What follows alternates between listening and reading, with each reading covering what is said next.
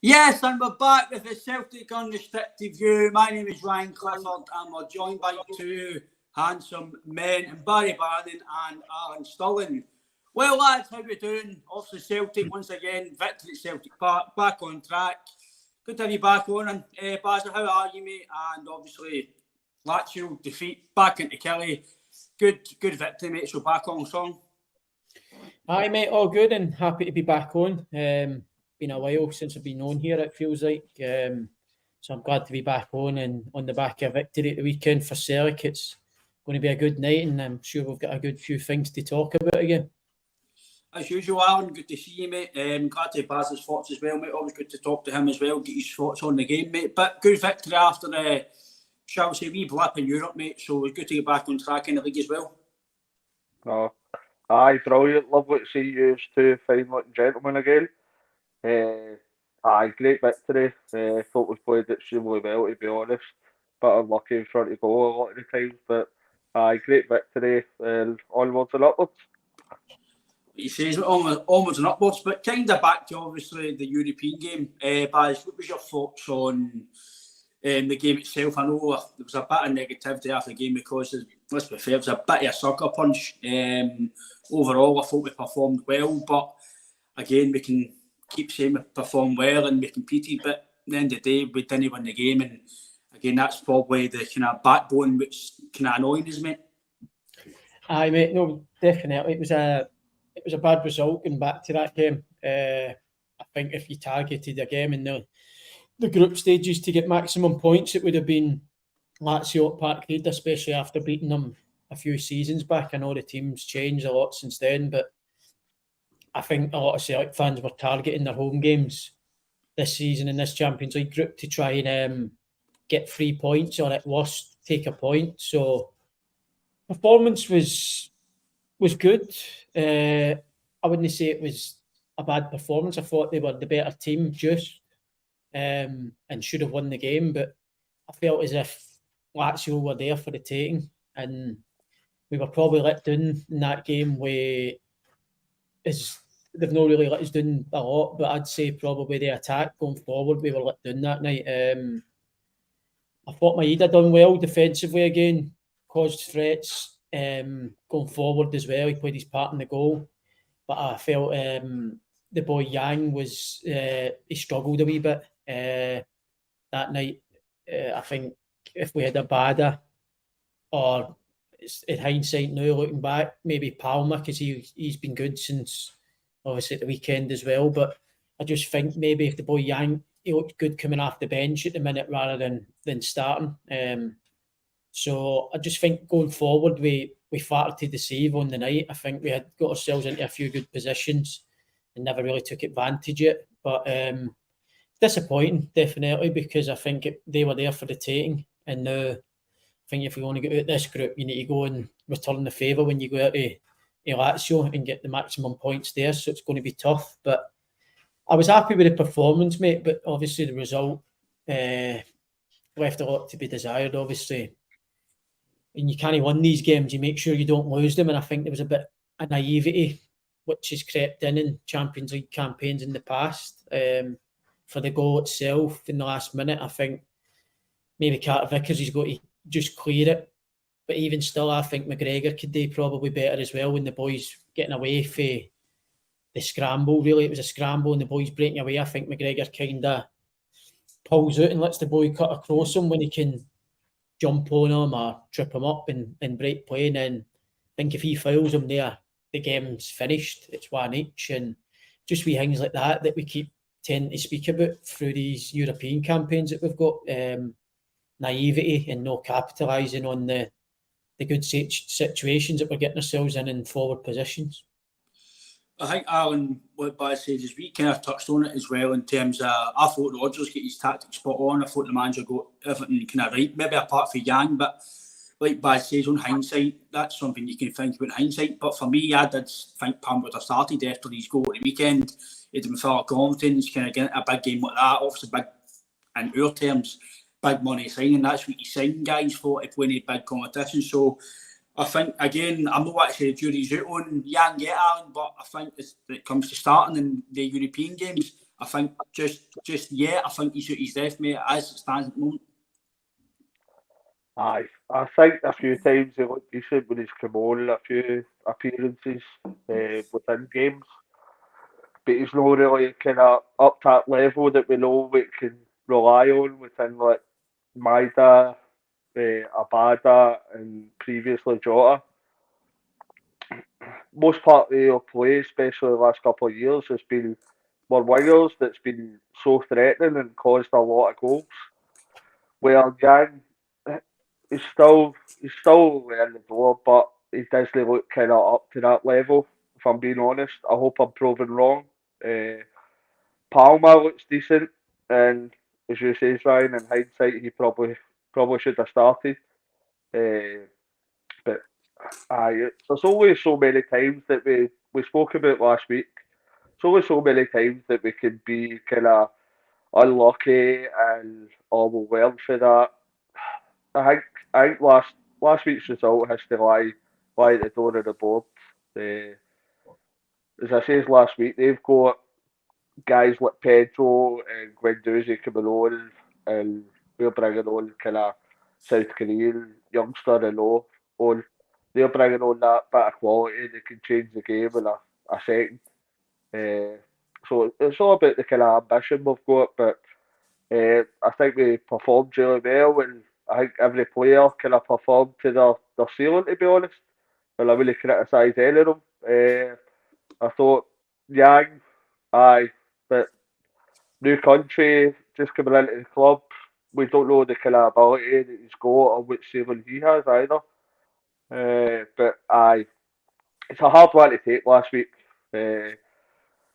But we need to kind of accept that, move forward, and obviously we get a positive result at the weekend there, so we move on from there. Hopefully the players can improve, and hopefully the next European result we've got is something a wee bit more positive with points on the board. Well, it is going to be, I think it's a Celtic Madrid home and away next. That's going to be too hard game at Celtic Park. You would like to try and take something, but I'm not really naive enough to know that the team's still full of quality at Madrid. So I know they didn't perform at their best against Feyenoord. They still won the game though. So these teams in Europe, they tend not to play well and they still get results. And we kind of play very well and don't get results. But again, Baz, I know we can touch on the board or the signings, but the manager and the signings in terms of the board, they kind of legislate for guys making mistakes like Vickers. And we talk about quality. He's probably a marquee signing and he's made mistakes, so it just shows you it doesn't really matter how much he costs. It's just on that night, you just need to be at your best and no really pay any mistakes. 100%, mate. It's all right picking up mistakes, but we never done enough going forward to win the game the whole night. It was all nice keeping the ball well, and but just because you possess the team in Europe doesn't mean that you're playing well. You've got to win games. Because you get loads of possession, that like going for the Lennon days where we never had any and won games. Now we're getting all the possession and out possession these teams that are coming to Parkhead.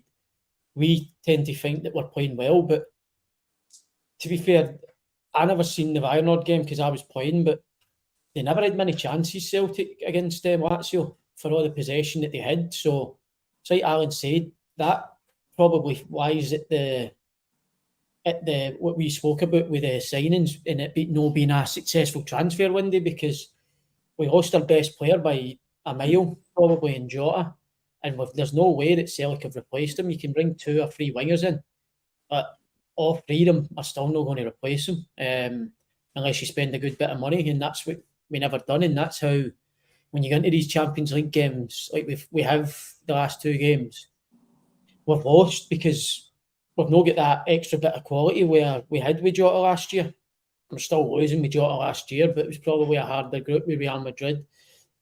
I just think that if we replaced Jota, no saying that we'd have went and won the other night, but if we replaced Jota with somewhere near what Jota is, or even better, I think we were a winger away from getting a result the other night, and a positive result. I think if Abada stayed fit, then we could have nicked something, but I just think we were let down in the forward areas. I know Hatate was obviously brilliant on Saturday, but I thought he was poor again in last midweek against Lazio.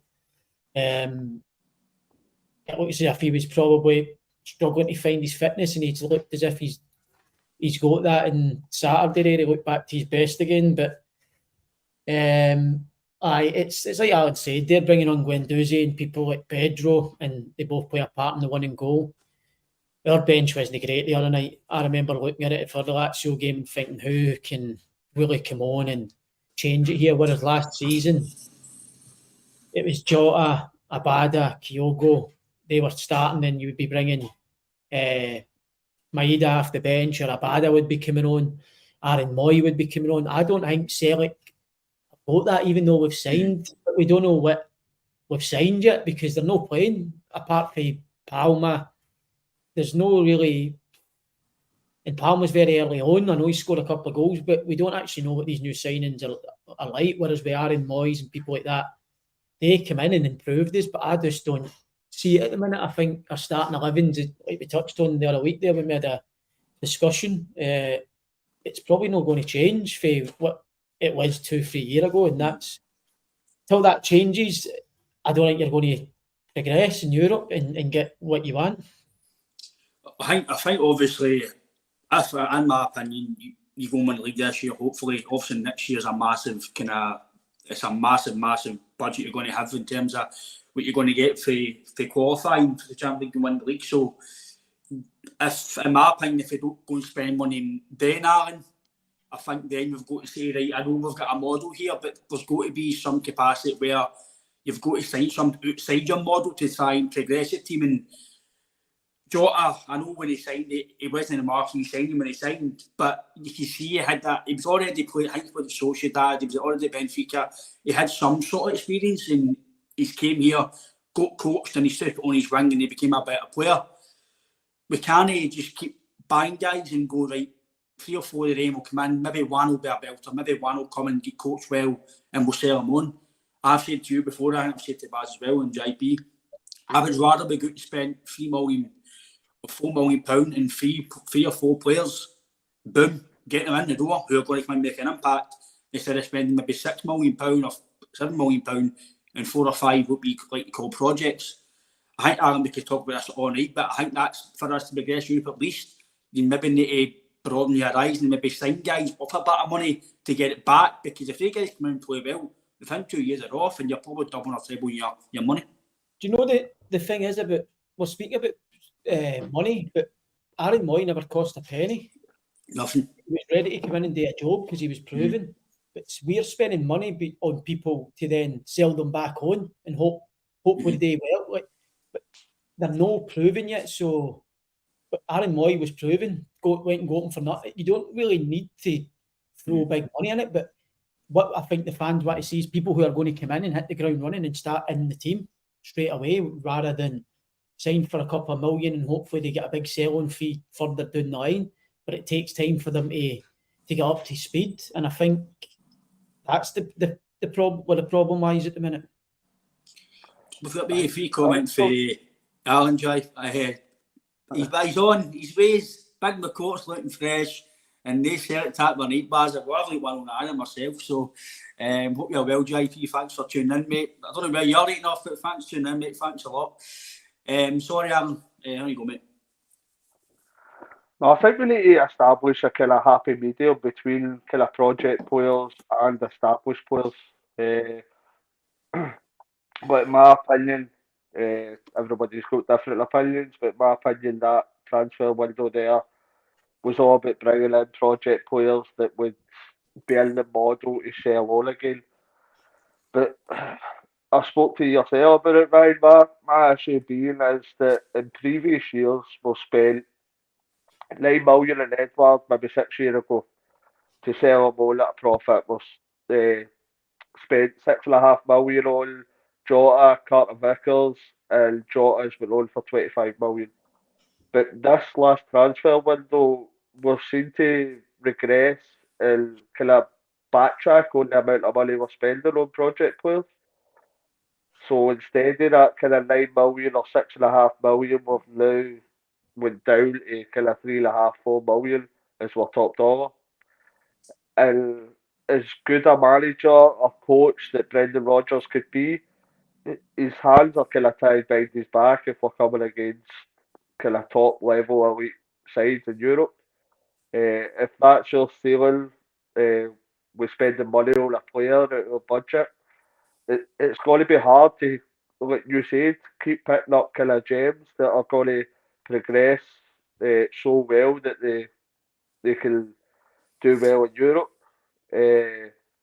So we recorded like my record turnovers, my record profits, my record money in the bank, and we've still went backwards for the money we're spending. And even with the kind of rate of inflation and players going up and up, we're going backwards with the amount we're spending. So as I said, I think all the players have played well, and Rodgers' tactics are spot on. But there's a ceiling where we could get to. If the board aren't showing any ambition in terms of kind of finance or putting money into the club, then there's only a level that you can get to. And as I said, the subs that Lazio brought on, that's showing the level that we're playing against. So it's going to be a decision next year. I know that's a kind of money turning new side of the competition, but why would we think that they're going to increase the kind of budget and the war chest if we've just recorded all these kind of record breaking figures and they've not done it this year? So I hope to God that they do kind of increase and push the boat out and bring players in that are kind of above the level we're sitting at the minute. But for what we've watched and what we've seen, I've no faith that that will change no matter the money that is coming in. I think it's going to something. I think it's going to change eventually, Alan. Is it the mentality of the team? Is it the money we're putting in? Because it's not the manager. It's the managers have been and gone, and we're still continually kind of doing the same thing. So you've got to kind of wonder: is the model working in the European sense? It might be working domestically, but there's only so many times you can win without us as fans wanting better the European side. But obviously, his comment as well. I think it was from Barry. He was talking about scales. He says, "Evening lads, the both scales he's putting in a shift. Said a while back we might just be surprised with him. Early doors looking promising. Obviously, Baz, myself, you and JP, we have kind of said JP's more into the kind of camp off scales. But for me, I wasn't sure about him. A lot of us weren't very sure about him. I know we spoke on here saying we didn't think he would even be make the squad." But sometimes in football, Baz, obviously you're playing yourself, make sure you know that as well, that some guys get injured, some guys come in and play.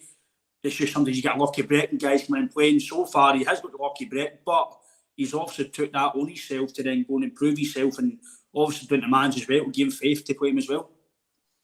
Aye, mate, he's been brilliant. Obviously, he went on loan to Aberdeen last season, done really well for Aberdeen. Came back, and Brendan gave him a chance in pre-season, obviously, and he obviously caught Brendan's eye in pre-season. And the centre-halves we've signed have been injured, suspended. So he's got his chance and he's took it with both hands. I've been really impressed with him.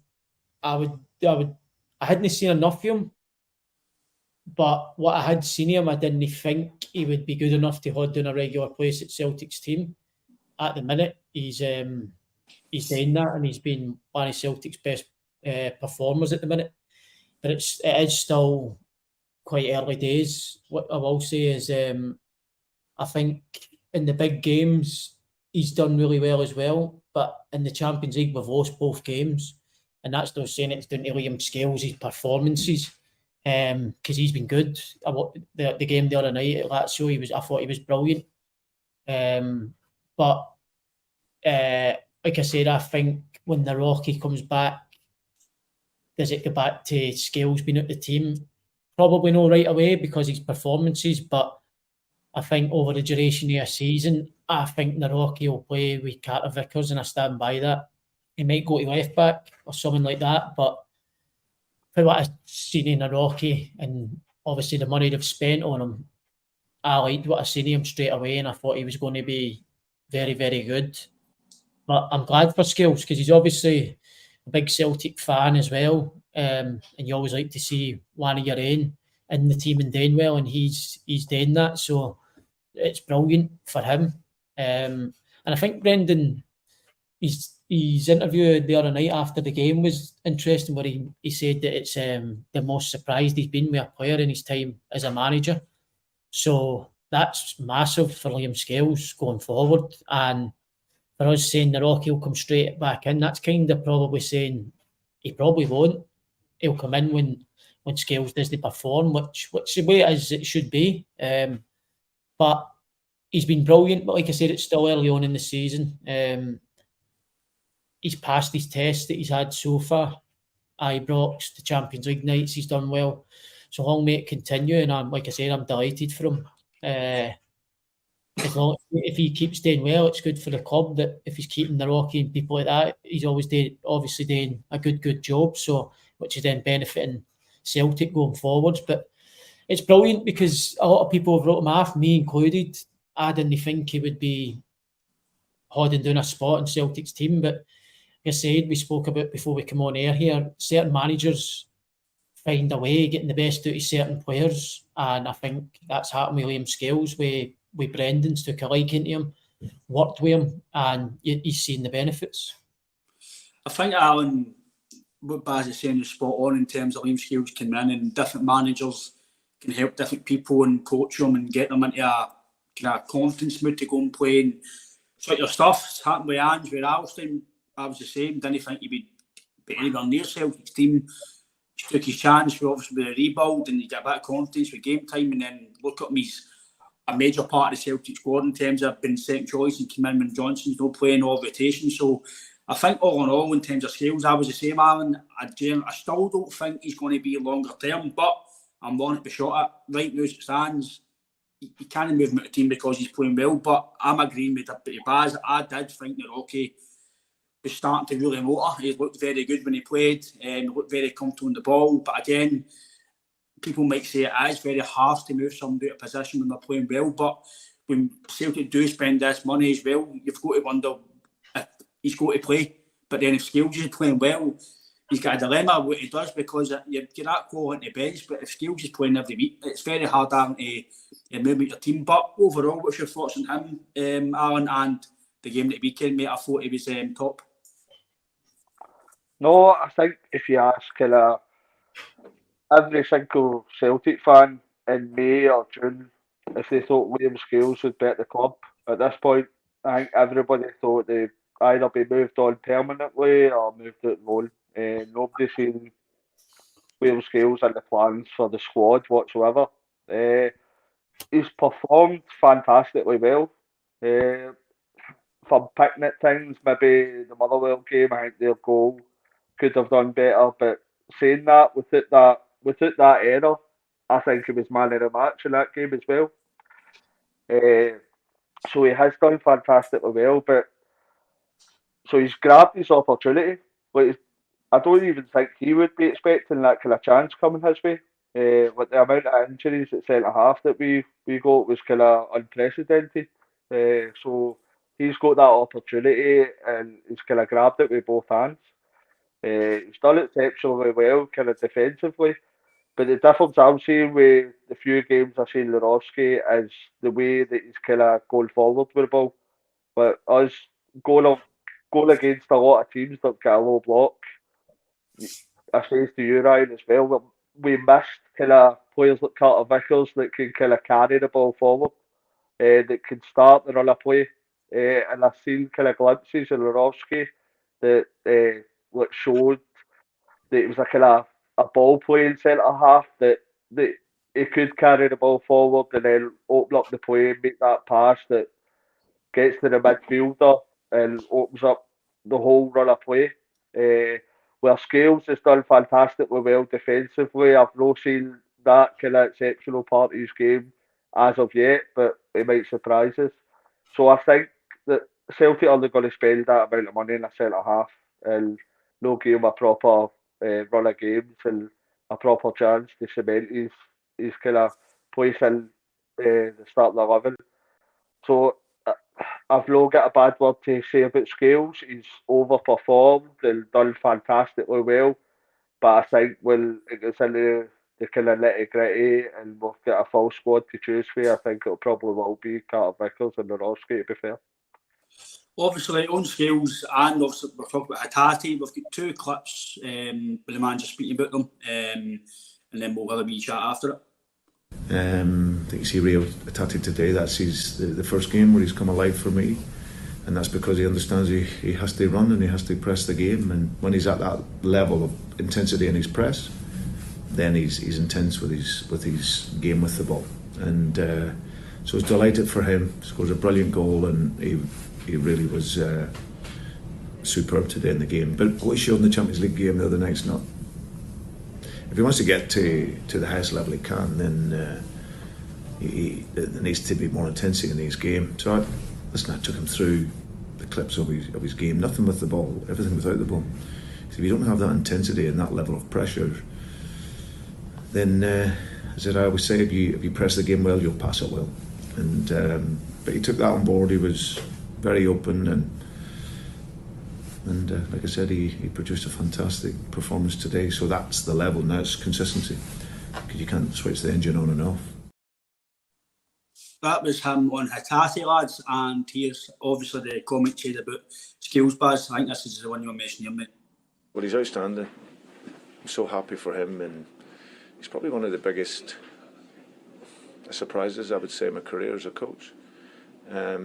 And only because I hadn't seen him play so much, and there was other ones ahead of him, and through obviously one's leaving and one's been injured. I've seen enough in training to give him the opportunity, but how he's taken it, you ideally always want a left-sided centre half in your team that has good pace and has intelligence, and he's all of that. And I think you see him and how he's playing and performing. He's really grown as a player, and I'm so happy for him because he's got pressure over from Ireland, and there's a big focus on the Irish players when they come to here. And but he's been outstanding, and obviously delighted for him. He's now into the Republic of Ireland squad.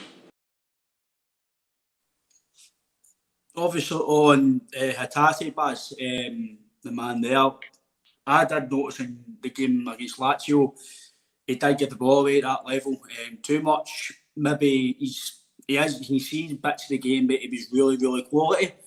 But there was parts of the game where at that level, I think it's criminal that if you give the ball away, we're playing against teams who are better than us, and they're going to probably punish you. In Scotland, maybe not as much because the quality, against no disrespect, but that's just the levels. The quality isn't as much you're playing against. But I did think against Lazio, you can see the manager getting a bit, he was frustrated with him. And I don't know if I get caught on camera, but I seen him attempt to go and press, and he didn't do it, and he basically, a minute later, he told Bernardo to come and he whipped him off. So I think Adolf, he's trying to adapt his game, and he's released that. Well, that's not my game, I don't want to do. But then the Saturday, the weekend there, I thought it was superb. Baz, everything through him, he was really, really good, scored a cracking goal, and maybe that was maybe the wee chat for the manager or the wee kickstart to this season that he maybe had to get to help him going. Aye, that's the first I've heard the interview there. I think it's an unbelievable bit of management for Brendan Rodgers, because when you listen to that, he's spot on. The Lazio game, he was switching on and off, and like you said, you can't. You've got to be fully at it, unless you're like Messi or somebody like that can walk about and then a minute later he's turning people and playing people through. But I don't think Hatate's got that. He needs to be, like Brendan said there, fully focused possession. And it's home to me a wee bit, because when you're at your best in games, your all-round games, like at the top level, as in your press, if you go and press for the off and something stupid like you win the ball, or you give them a throw in with bottom there, pass for going in the pressing, that gives you confidence, and then you builds, and then you get the ball and you do something, and you just build your way into the game.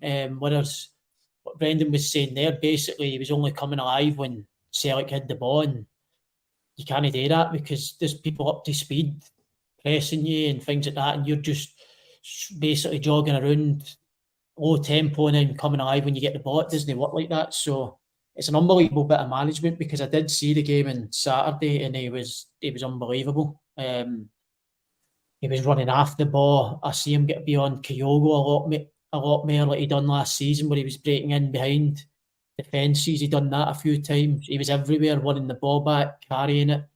It was the Hatate last season, really. And you can see from Brendan pulling him and showing him name clips that it's hit home and registered.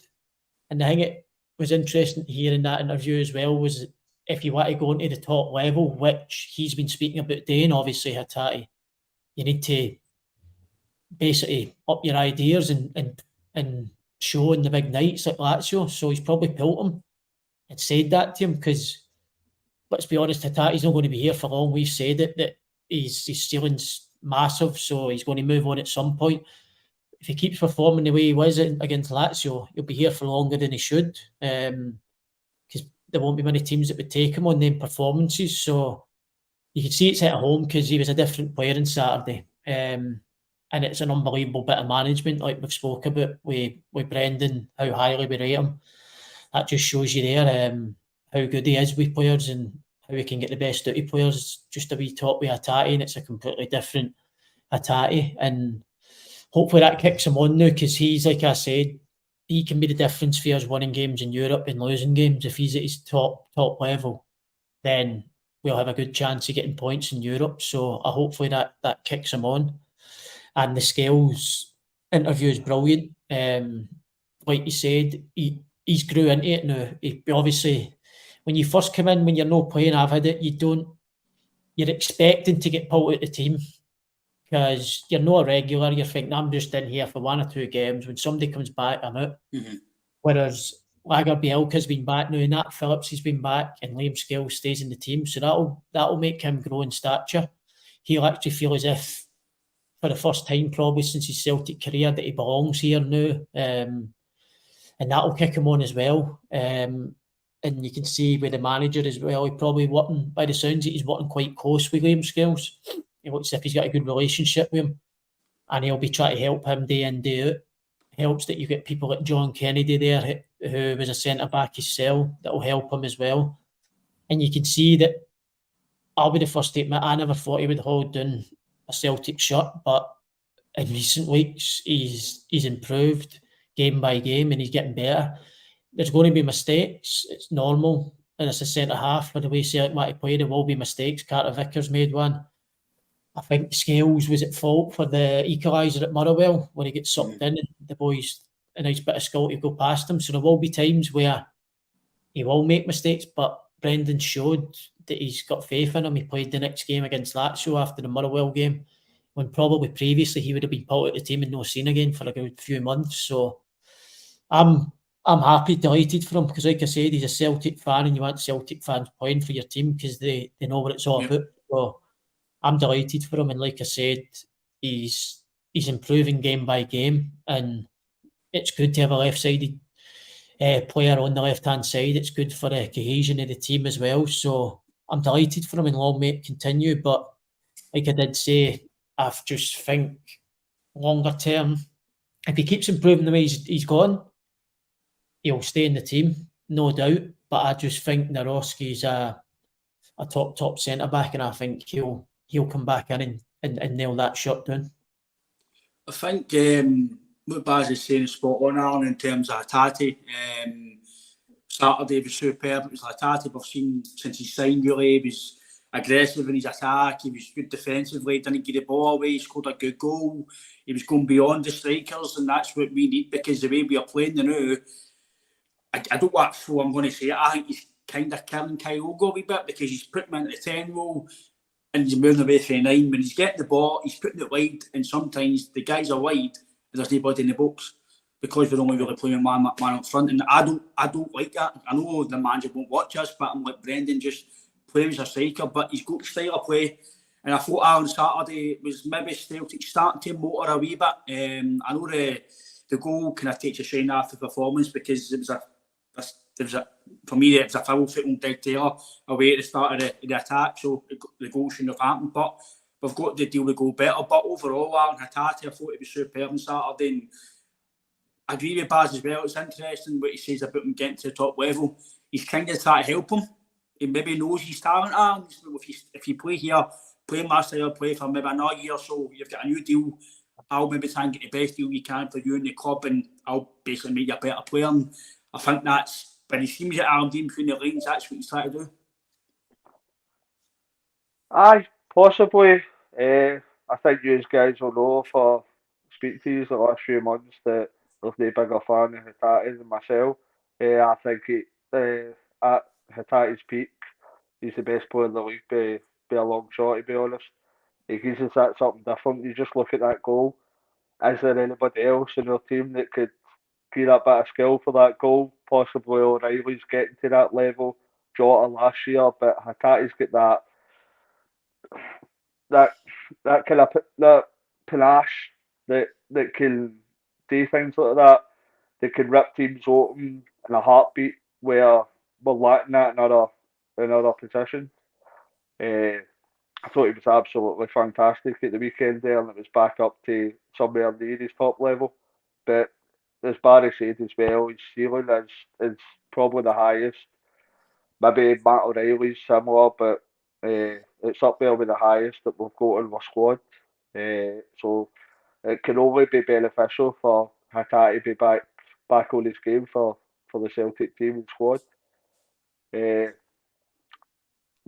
What they mentioned, what Rogers mentioned about Scales as well, that's great to see, because even if Liam Scales doesn't get a kind of concrete position at centre half, these kind of performances, especially in Europe, that's only going to attract a kind of higher figure for Celtic, for the model that we're trying to kind of produce.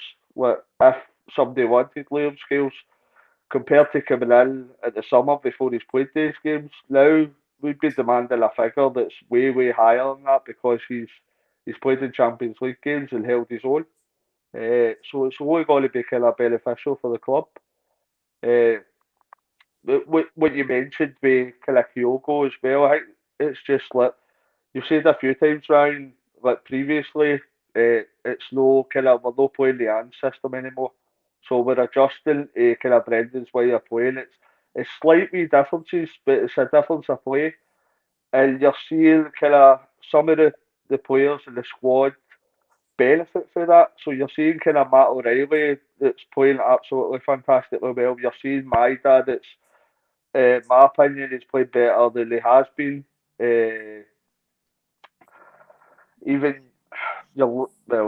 But I think Kyogo and possibly Hatate before the weekend, they've been the ones that's kind of, they've no adjusted as well. So Kyogo, you've seen, is coming deep, and it's not necessarily his game, but it's kind of, you need to adapt to the way the manager's playing. So I think as Celtic fans, we all love the sight of kind of Kyogo hanging about the kind of 6-yard box, waiting to run in behind the defender and poke that ball away kind of numerous times. But he's been asked to kind of do a different job at the minute. So we're hoping to kind of adjust to that, because you know the manager isn't going to adjust his style of play. But as I say, there is going to be beneficiaries in the way that the manager's playing, like the players I've mentioned there. But there is going to be players that kind of take time to adjust to the way that he wants to play, and hopefully they'll kind of adjust to that and progress for that.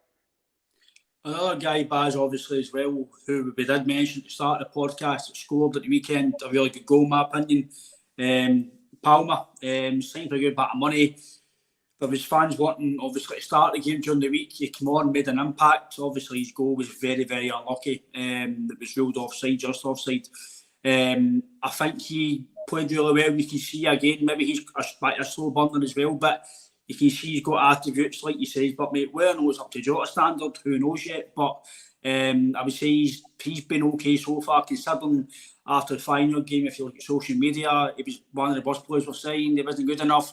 And then now you've got fans saying he's brilliant. It just shows you, again, I've said it before, I'm a fan myself, but some fans, we are fickle. Like, we'll just comment on one game, and it's one game. He's came to a foreign country, let him bed in for a few games. I know at Celtic you don't get a lot of games because we expect success right away, but you've got to think long term. He's signed for £3.5 million. He's not going to just come in right away. No, every player we sign is going to be impact players. Some might take a few games to kind of get up to speed and be a slow burner. But I just thought he played well Saturday. Maybe now it's his taking a run of games instead of Yang. I know James Forrest came on, but again, I know he's been brought. But for me, I don't think James Forrest. When Boytelli was back fit as well, I think the guys should be getting more game time with Forrest. But again, I'm not the manager, I'm just a fan. So, but overall, Palma, Baz, I thought he was really good and he deserves a shot now. Just before I move on to the Palma one, I remember going back to Kyogo where he's dropped him in that. I remember the game at New Year at Ibrox last season where before he got the equaliser that day, he was under a bit of pressure off fans with no touching the ball. He's hardly ever involved in games. Now he's doing that and he's not scoring as many goals or in the box. It's why is he not in the box? But like Alan touched on there's other people benefiting from that. I looked at the top goal scorers in Scotland the other day there, and we've got 3 in the top 4 or 5. It's Turnbull, O'Reilly, Kyogo. So I think as a team, to benefit going forwards, it's better because you're getting goals from more areas of the park. And I think the thing that's probably let Celtic doing this season compared to last season was when Kyogo wasn't in the box, our wingers were in at the back post, and how many goals did we score if balls getting flashed across the face of the goal and Abada and Jota tapping them in? I think the new boys that have come in, there's been a few times already this season where Yang, you can see he's probably trying to get in there, but he's not used to it. He's had a few occasions where the balls came across the face of goal and just missed it. Remember one at Motherwell quite well, but I prefer Kyogo being involved a lot more than he was, because I was one of them fans that was saying he needs to get involved a bit more rather than just staying away from the play. But I think when he drops in, he's good at dropping in. He can. We've seen this season where he's dropped in and played people in and Turnbulls and O'Reillys for goals. So it'll add a new dimension to his game, which will be a lot better for Celtic going forward. I think, like Alan touched on there, I think people like Matt O'Reilly and other people that make their runs like Hatate will end up benefiting and getting more goals for them as well when Kyogo comes out of there, because I think Brendan's no stupid. I think a lot of teams have tried to sit deep and leave that space where Kyogo normally runs into a lot less. So Brendan's probably says when that happens, you need to come get involved and open the space up for other people, which is quite intelligent, really. So I think Kyogo's probably not scored as many goals as he would have liked, but he's still, I think, top goal scorer in Scotland, and he's dragged him in and getting more touches on the ball than he probably did last season. So I'm quite happy with the fact that Kyogo's changed his game a wee bit. I think it'll benefit Celtic going forward. And going on to Palma, I think for the bits I've seen him, I thought he's been very good. He looks as if he's got a trick. He strikes the ball very, very clean. I think he'll chip in with a lot of goals this season. He looks technically very, very good striker of the ball. Bit similar to Jota, but probably not as quick and not as direct as Jota. I think he's the best. I think the best way probably comparing him to a player last season was Haksabanovic, a bit taller and more dynamic than Haksabanovic. He's exactly like him, where he'll come inside and look for giving goals rather than running at a defender. He can switch the play. He looks probably a wee bit technically better than Haksabanovic, as in passing range with long range passes. So I think he's got a good mix of them too. Will he be better than Jota? Probably no, but you're going to have to spend big money to get somebody that's better than him. I think he's brilliant and his ceiling's high as well. But I've been really impressed with him, and I think, like you said, he's scored in games recently. Should have had 3 and 3 if the goal never get called off against Lazio. So he looks as if he's got an eye for a goal, and I think, like you said, I think it's his turn to come in and play wide with Maeda and Kyogo. I think he's done more than enough the last couple of games to be the man that loses that shot now. I know Tilio's coming back. I've seen Mikey Johnson's been involved again. James, he's been coming on. So I think Abada's still a while away yet, but I think at the minute he looks the best one to go alongside Maeda and Kyogo. I think he gives you something different to them two. He's a bit of quality in the ball. Good passer. He made a lovely pass. I think it was for Kyogo and behind. Kyogo nearly scored and then it came to Jamesy and he missed. So he's a bit like Haksabanovic for me, but probably quicker and better technically, looks a better striker of the ball. So I think he'll be a good signing. I think he'll be one of the new signings for the summer that'll probably hold down a shirt until maybe Abada comes back. On obviously Hatate Banks as well, Alan. I don't know if you've seen, but I actually seen a wee bit. He put it on his Instagram. And some of the bits against the first Stoke, he looked actually all right. It was quite quick and he looked a lot fitter again. But maybe now he's getting a bit more game time with Stoke. I've not really seen too much. I've only seen that wee daily put up. And again, I know he's going to put the good bits because he's not really going to put anything bad on his socials. But he looked quite fit, he looked quite nimble. But again, could he be a guy that comes back in next year? Who knows what the situation is? But a wee comment here, I'll put this to you, Alan, before you come back in, mate. Barry says, we'd like to see him over free kicks, as we lack that sort of player that scores some free kicks. I agree with him, Alan. I think we've not really had anybody really, maybe tapping heads since Nakamura, really, that's been a dead ball specialist that you just knew as soon as you got the ball to a corner or a free kick that it was really going to be a good delivery. I think that's something we do lack, Alan. I know O'Reilly's started to hit kind of free kicks and stuff, but again, really, I couldn't tell the last free kick we scored, Alan. There you go. The top of my head. I think that's something that maybe we could get Palma to do. See how, I know through obviously talking to Yannis, the journalist, he did say because he's dead ball, so hopefully we can see that soon come to fruition, Alan. Aye, no, it may be worrying if he's not taking free kicks because obviously we're seeing YouTube clips that he's scored screamers, right? But we've not seen another 100 free kicks that he's taken previously. So if he's doing these free kicks at training, he'd be the first one on them. So that could be kind of slightly worrying that he's no dead balls kind of right away.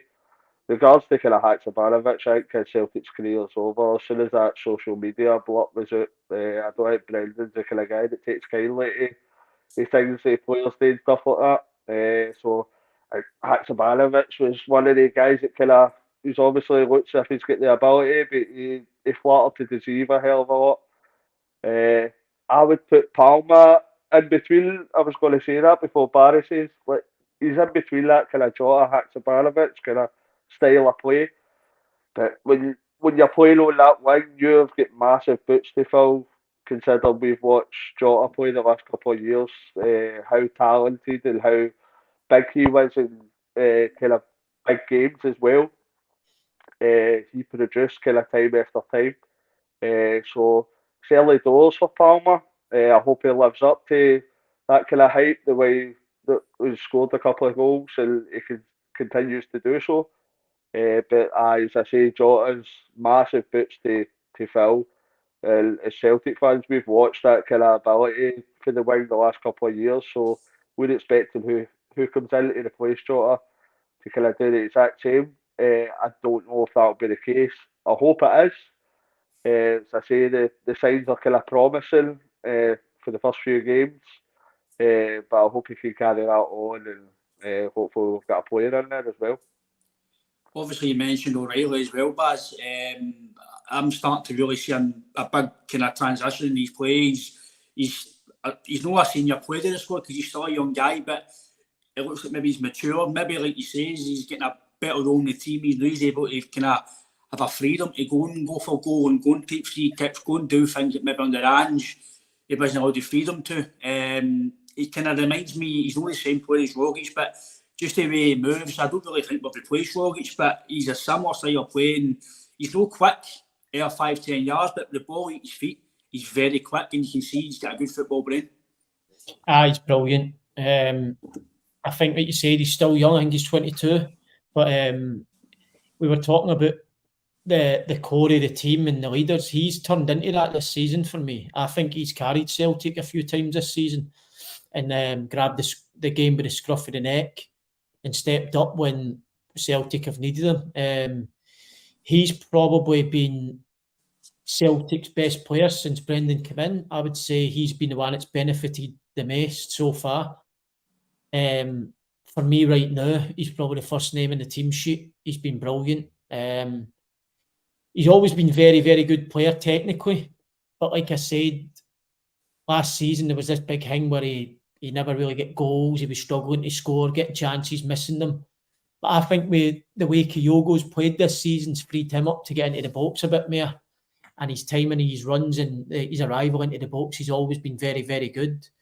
But he's executing the chances better this season and chipping in with goals and big goals at that when we've needed. So he's no surprise me because I loved him for the time he came in. He's an excellent footballer, very intelligent footballer. His brain is brilliant.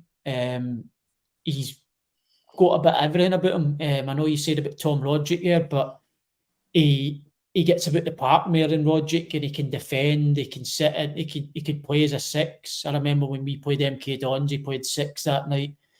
So he's got a bit of everything. His engine's brilliant. Like you said, he probably lacks a bit of speed and the turnover.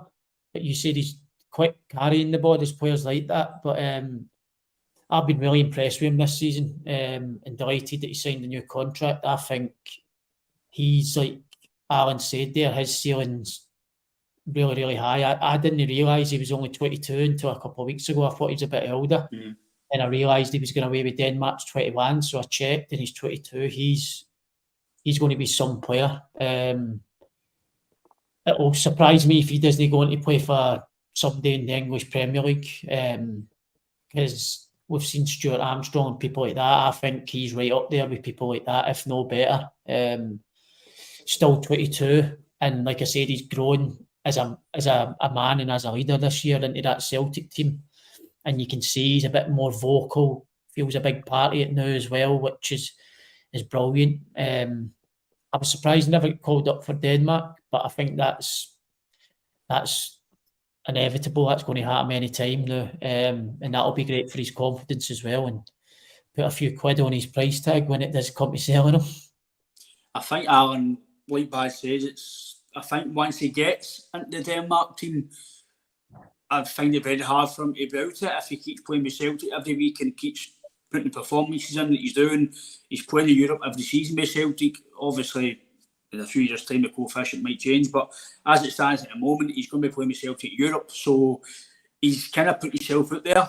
Like Baz said, his ceiling's high and he's still a young player. And I think maybe, but it seems that we don't know how well Ange was game management style, but how man management he was, but we all know Rodgers' style, and it seems to be that he's getting into no players' heads at him, but he's actually speaking to them one by one. You need to do this better, this will get you to here if you do this. And I think for me, Alan, I've said it on, I think Bannan Rodgers is a world-class manager. I know people say, I think it all depends on, again, what path of your career you're at and what teams you're at, etc. But you can only work with what you've got, and when any team he's been to, Alan, he's worked with certain players, he's made them better players, he's made them better teams. He's always been successful at every club he's been to in some capacity. So having Bannan Rodgers for Matt O'Reilly, just on O'Reilly individually, it could be one of the best bits of his footballing career.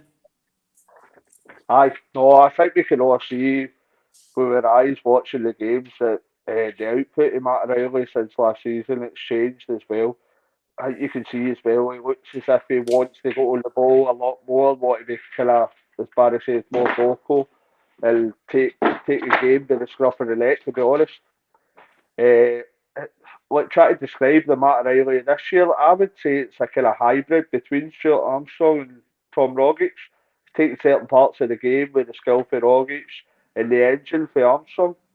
So that, again, that can only be a plus for us going forward, because he looks as if he's going to be an extremely influential part of your squad and team. A pivotal part of the first 11, to be honest. Barry kind of hit the nail on the head there by saying that he's probably the first pick in the team sheet for Brendan.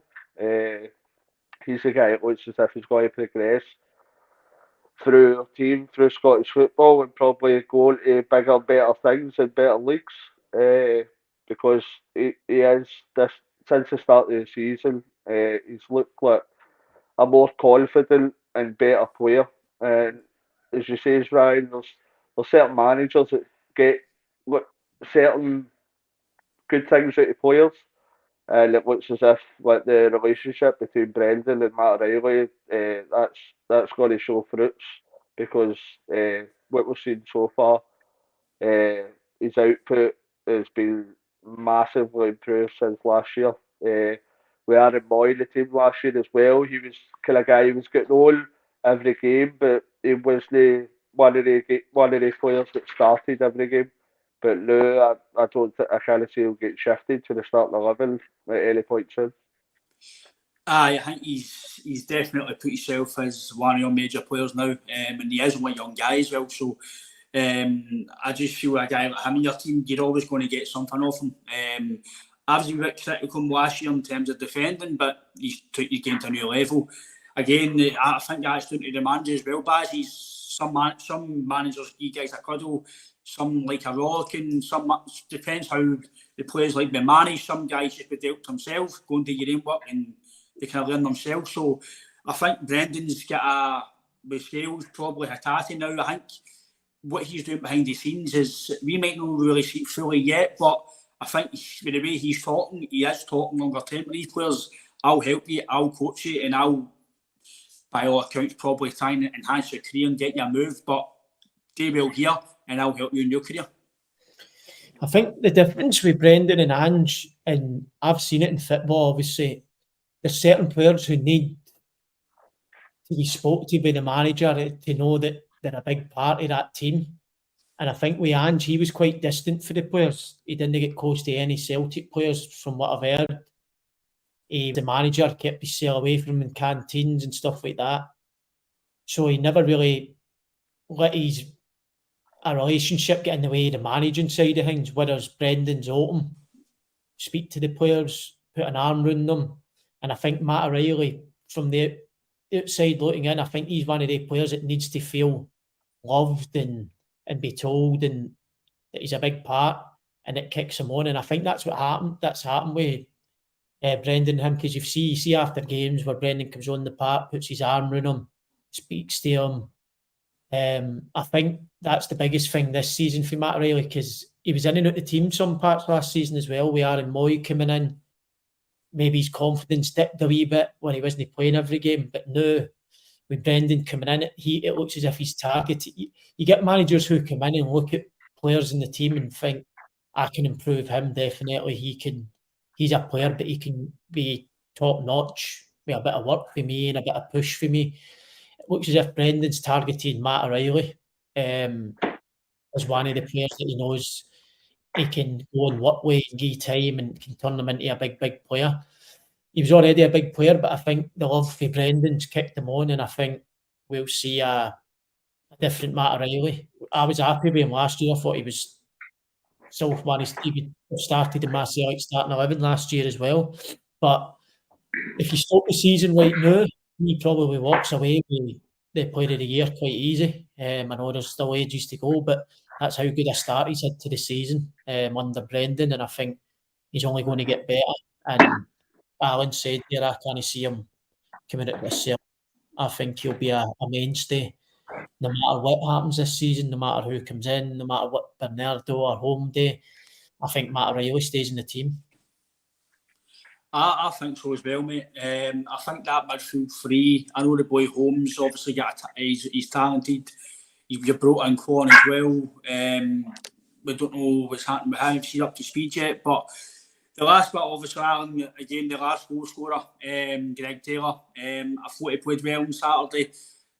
Again, we just be all see football differently. I thought it was poor during the week. I thought it was getting so much space, and it was the lucky one. The one that Scales done the tackle, that was due to Greg Taylor losing his man, goes starting back, big space, and Scales was out to cover. If he wasn't there, you're doing that right hand side, and who knows what could happen from a goal. So again, I'm probably one of Taylor's biggest critics. For European level, I don't think he's up to it. But just on Saturday alone, mate, I thought he improved. I think the difference is what Rodgers is maybe starting to realise now, that he is good. I think you get the best out of him in the field. But my only snag with that is when he's in the field, he's sometimes getting a bit too much there. So I think the manager's got a half medium with what he's doing with him, but I think he's definitely better than in the field, because I think when he's got to just be a left back and defend, I think he's vulnerable to a higher quality winger just going past him. But in Scotland, when he's playing inside, I think that's where we get the best out of him, and I think that's where he gets the best of himself. Aye. I honestly think this is a point for the board as well. I don't think we can downgrade Taylor. I think Greg Taylor, he's done really well for where he's came from. I don't think he lets us down in Scotland, but I think we were all saying that if we wanted to take that next level up Europe, then we'd need to get a new left back. Because I think possibly games against higher level opposition and elite sides is possibly beyond Greg Taylor. I think he's come on leaps and bounds for the Greg Taylor that we signed for Kamala the first year or so. And he's added a lot to his game. But again, it's about ambition and where we want to be. If we're playing Greg Taylor or Joe Hart, no harm against them. They do fantastically well in Scotland. But if we're playing these players in elite European Champions League games, that's where you're going to see the bits of their game that are up to that level.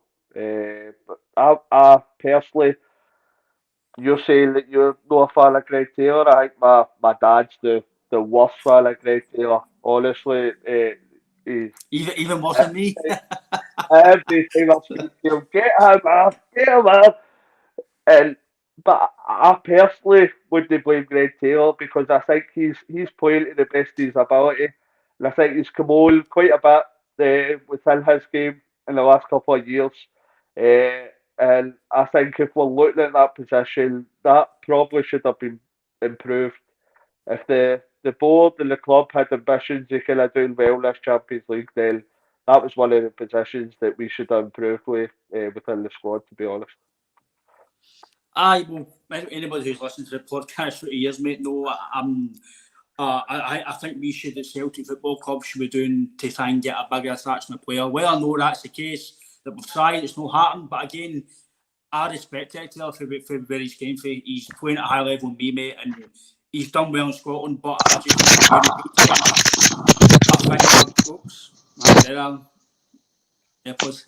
think that the AirPods are better. Greg Taylor's put that back in, mate. That better now. That better now. You're dead loud now, mate. I think for me, Greg Taylor, people know my thoughts about him. I think he's okay for Scotland, but to progress in Europe, I think he's obviously going to do better. But overall, Baz, what was your thoughts of the game Saturday? And now obviously the international break gives a wee break to get some, hopefully, injuries back, or to get some recovery. Obviously, McGregor and Taylor in the Scotland squad, so hopefully Scotland get a good result as well. Hi, mate. Great result Saturday, especially after a tough night in midweek Champions League. The players had to go out and turn out again after the disappointment and get it out their heads and try and beat a team who I know they probably struggled lately results-wise, but they've been a hard team to beat this season for a lot of people in that league. So it could have been had the potential to be a tricky game after the midweek game. But Celtic were brilliant, started with an energy. And like I said, they started to kick into gear on Saturday. Loads of attacking play, loads of chances, and we're unlucky not to be out of sight, really.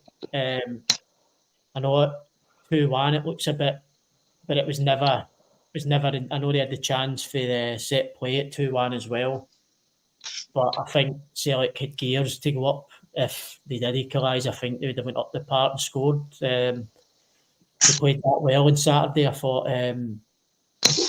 probably the best I've seen them going forward this season. And delighted for the 3 points, obviously, because it was 10 points clear, I think. Rangers before they played in Sunday, but it wasn't to be. They got a good result as well. But like I said, we 7 points clear. As long as we keep racking the wins up, then we just need to worry about Celtic. International breaks come at a good time. Like you said, we've struggled with a few injuries. Carter Vickers, he's come back and only played 60 the other night, so he'll get up to speed in this international break as well. We have a bit of fitness work, which will be massive for Celtic, especially the Champions League nights. So the boy Tillie will be back as well, probably after this international break. That gives us another few options to play wide, because I think I seen Maeda's now went away with Japan. He's struggling. He's played a lot of minutes for Celtic this season, and with the work rate that he puts in, it's he probably needs a few games rest as well. But we've not had people to come in and replace him. We've had too many injuries, so getting Telio back, Yang's back, Palma, we've got them options to rest Maeda now and get him back fresh. So it's given it a good time, mate. I think performances in the league have been brilliant, been consistent. The only thing that's let us down since the last international break was the Champions League games. But I think Brendan, this break will be studying Atletico Madrid. I know we don't want to look too far ahead. We've got a league game and that to come beforehand, but I think they'll be studying Atletico Madrid and finding out their weaknesses and try to exploit it. In this international break, that'll be something that they'll concentrate on. But Scotland, 2 massive games. I know it's one's a friendly, but the Spain game's the main one. It's going to be tough. We touched on it before, Ryan, when the last international England game, actually, we said it's going to be a tough international break. The next one as well with Spain and France. Spain being the main game, I think they'll be out to right the wrongs of Hampden. There was a bit of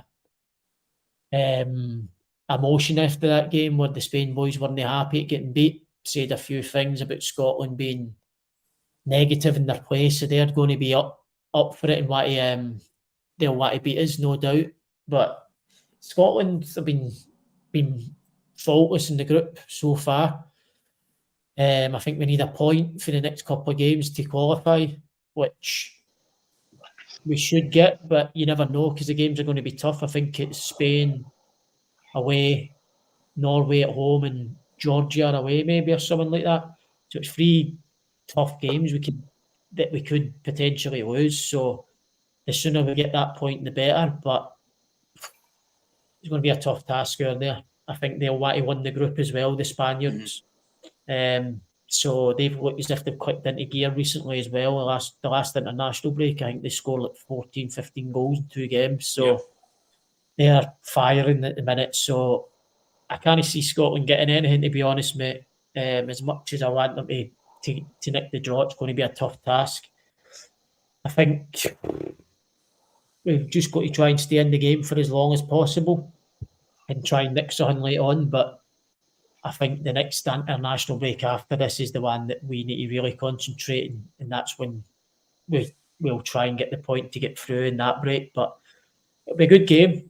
It'll give us another taste of what it's going to take if we want to get to these big tournaments. And we've seen that with the England game. We just came up short. But the good thing about that, Steve Clark will probably watch that a million times now. His coaches and we get over it and how we can improve, and that could be beneficial for this Spain game. When you're winning, you don't really need to assess things as much, but when you lose to England, there'll be things there that come up that's probably not come up in the past, and you'll touch on that in training this week and try to make it right. I think for me, I'm like you, Baz. I think the game against Spain will be a totally different proposition for Scotland. I'm not saying we got lucky because Spain were going through a wee bit of a poor patch, and they're starting to come out that poor patch, and they're starting to get a lot of players playing together. They're playing every week now, and they've got a crop of young players coming through now. They're through their wee stage and no performing well. They're starting to get a kind of, in my opinion, the young players are starting to come up again, and I do feel this will be a harder game. We'll probably need to be very good defensively because I think they'll be gung-ho attack. They want, like you said, mate, they want to win the group. Obviously for Celtic, Alan, I think with Bassey spot on. I think it's the wee break's going to come at a good time for Celtic. We have got a few injuries, maybe a few niggles. Maeda, I don't know the full extent he's injured. I know he's injured, but is it just burnt out? Is it just he needs a rest? Who knows, mate? Or he is actually injured and we don't know how big it is, his injury. But I think overall, for me, Alan, I'm agreeing with Baz in terms of Scotland. I think we will find it hard in Spain. I'm hoping we can get a point. It would be brilliant. I'm surely we won't not get a point in 3 games. We've got to think now we've done so much. A point should be enough to get us eventually to get us through. Hopefully we can get that, mate. But what's your thoughts on the game of the weekend, mate, overall, and obviously the national break? Aye, I can't see Scotland. Dead loud, mate. Well, is it? I can't see Scotland. I can't see Scotland picking it up. To be honest, I would love to see it happen, but to see, as Barry said, they're on a kind of bit strain of form the last couple of games that they played. The mentals that they're scoring. So I would love to see, but I think it might be possibly one of the games that we're sitting back and get about 15-20% of the possession. It's just kind of batten down the hatches stuff. A draw would be a fantastic result and would be enough to get us through. But I'm hopeful, but I think most Scotland fans would be very, very surprised if we get into that game. I think it's just the other games that are left in that group, that's the ones that we need to be targeting. Maybe we don't really target them, it just depends on the results that Norway get. But I think it's a kind of free hit in the weekend, the Spain game, because I think everybody knows they're one of the top level teams in world football. So I think if we could put in a good performance and make it kind of respectable, that'd be a great result for Scotland, and then we take that confidence kind of forward and go on from there. I think that's just the thing, mate. Get into the game with confidence. Obviously, take the England game away, but just try and get back on track, because I don't want to get beat off Spain and then against France, and you don't want that to start kind of the confidence levels you down the way you built up. So I think overall, lads, for a good chat again. Good to get into bits of nitty-gritty the detail. Obviously, if you do watch the podcast, you will know that we are sponsored by a company called AB Entertainment, and that is Alex Beveridge. Alex runs an entertainment company for all your entertainment needs.